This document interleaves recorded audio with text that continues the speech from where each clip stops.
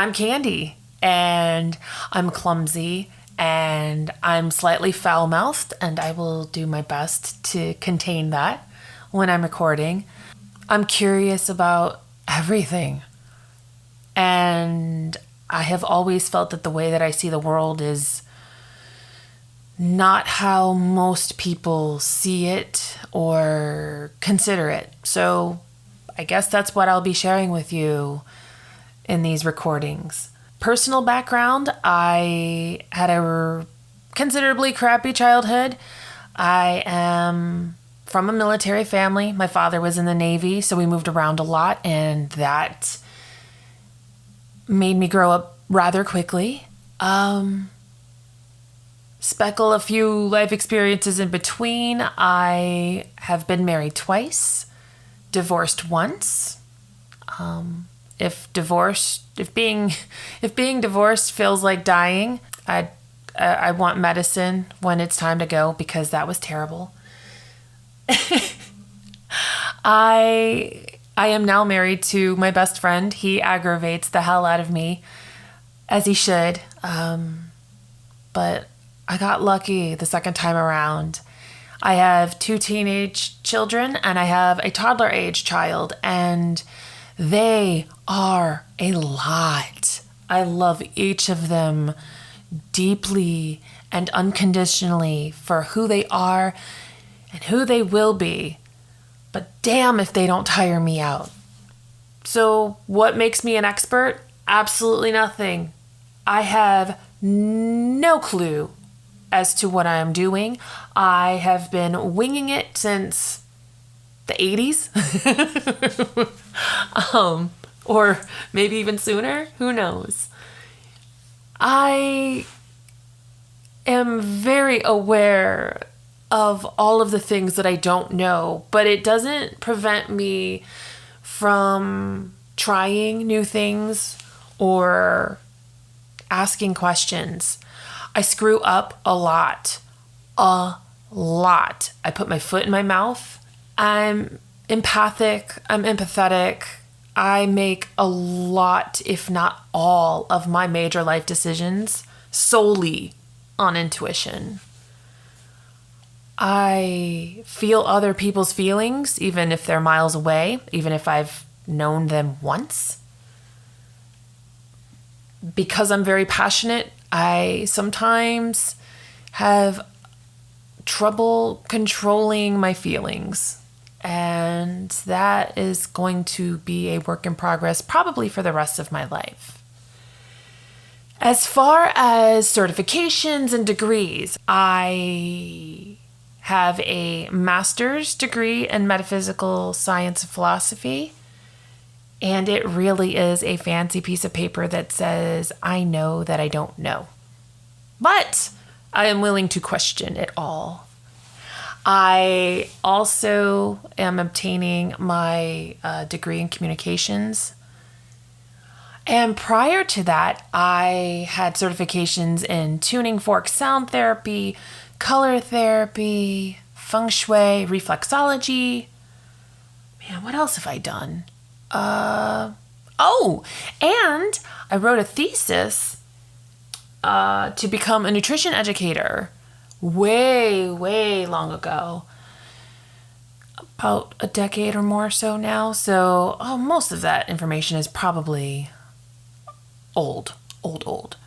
The point is that when I see something or want to learn more about something, I dive in and I get messy and I learn as much as I can from whatever subject I am learning, and I take from it what I need and then move on to the next. I've been likened to a hummingbird that I flit about and I can fly backwards, forwards, upside down, and when I'm done with one flower, I go to the next. And that's pretty accurate. It's probably why I've delayed doing this project, because I didn't want this to go away. I want this to be long term. That's my aim. So the reason why I'm doing all of this is because I don't feel like I have a home in many many respects of the word. But for this particular case, I don't have a spiritual home. I've tried. I've tried going to different places, different churches. I've talked with atheists. I've been in secular groups. I've gone to Wiccan shops, metaphysical shops, and I feel fraudulent because I pick and choose the things that really resonate with me, and the rest I feel like I'm cosplaying, and I am not good with that. So I've sat for the past decade or so, maybe more, wondering, who am I? I will always wonder, who am I, don't you? And I think if I'm to be put in a box, I am considered agnostic or spiritual but not religious. I don't know if there's a God or gods, but I don't disregard the notion that there could be. And some of my practices honor certain gods and goddesses, but not in a worship sense. This is why I feel fraudulent. I even feel silly talking about this right now, but I have adopted certain prayers or rituals from different modes of faith, I suppose. And it's just become natural to me. You know, I burn sage when I'm cleansing a house after I've deep cleaned. I practice tiny little rituals each and every equinox and solstice. It just feels right. And they're not big rituals. They're just tiny moments of, hey, I acknowledge you. My point is, I have no idea what I am doing. And this podcast and this community that I want to build